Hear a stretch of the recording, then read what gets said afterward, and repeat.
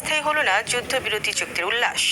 যুদ্ধবিরতি চুক্তির কয়েক ঘন্টা যেতে না যেতেই একে অপরের বিরুদ্ধে তার লঙ্ঘনের অভিযোগ আনল দুই চিরপ্রতিদ্বন্দ্বী দেশ ভারত ও পাকিস্তান।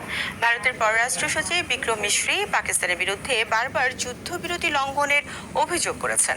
এর জবাবে পাকিস্তান বলছে যুদ্ধবিরতি চুক্তির প্রতি প্রতিজ্ঞাবদ্ধ তারা এবং তা লঙ্ঘনের জন্য ভারতই দায়ী। ইমতিয়াজ আহমেদের রিপোর্ট। গেল কয়েকদিনের হামলা পাল্টা হামলার পর শনিবার বিকেলে যুদ্ধবিরতিতে সম্মত হয় ভারত ও পাকিস্তান। দুই দেশের মধ্যে যুদ্ধবিরতির কয়েক ঘন্টার মধ্যেই ফের উত্তেজনা দেখা দেয়। আন্তর্জাতিক সীমান্ত জুড়ে পাকিস্তানের বিরুদ্ধে অস্ত্রবিরতি লঙ্ঘনের অভিযোগ আনে ভারত। শনিবার গভীর রাতে এক জরুরি সংবাদ সম্মেলনে তীব্র নিন্দা জানিয়ে দেশটির পররাষ্ট্র সচিব বিক্রম মিশ্রি বলেন, যুদ্ধবিরতির কয়েক ঘন্টার মধ্যেই ফের গোলাগুলি করেছে পাকিস্তান, যা অত্যন্ত নিন্দনীয়। এর জন্য সম্পূর্ণভাবে পাকিস্তানের উপর দায় চাপান বিক্রম মিশ্রি। আমরা পাকিস্তানকে লঙ্ঘনের ঘটনা মোকাবেলায় যথাযথ পদক্ষেপ নেয়ার এবং দায়িত্বের সঙ্গে মোকাবেলার আহ্বান জানাচ্ছি। সশস্ত্র বাহিনী পরিস্থিতির উপর কড়া নজর রাখছে।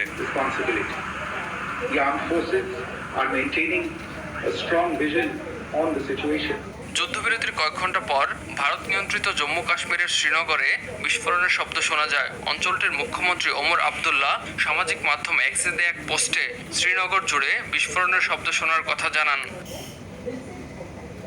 এদিকে পাকিস্তানের তথ্যমন্ত্রী আতাউল্লাহ তারার জানান, ভারত ও পাকিস্তানের মধ্যে চুক্তিবদ্ধ যুদ্ধবিরতির কোনো লঙ্ঘন হয়নি। নিয়ন্ত্রণ রেখা বরাবর স্থিতিশীলতা নিয়ে ক্রমবর্ধমান উদ্বেগের মধ্যে এই বিবৃতি দেন তথ্যমন্ত্রী আতাউল্লাহ তারার। টানা 19 দিনের সংঘাতময় পরিস্থিতির পর দুই দেশের মধ্যে হওয়া যুদ্ধবিরতিকে স্বাগত জানিয়েছে জাতিসংঘ, বাংলাদেশ, কাতার, তুরস্ক এবং যুক্তরাজ্য সহ বিশ্বের 30টিরও বেশি দেশ। যুদ্ধবিরতি হলেও সিন্ধু পানি চুক্তি সহ কূটনৈতিক পদক্ষেপগুলো নিয়ে পাকিস্তানের সঙ্গে ভারতের অবস্থানে কোনো পরিবর্তন হয়নি। বিশ্লেষকরা বলছেন, যুদ্ধবিরতি কার্যকর হলেও পেহেলগাম ইস্যুকে কেন্দ্র করে দুই দেশের মধ্যে যে কূটনৈতিক সংকট তৈরি হয়েছে তার সমাধান সহজে হবে না। ইমতিয়াজ আহমেদ, RTV।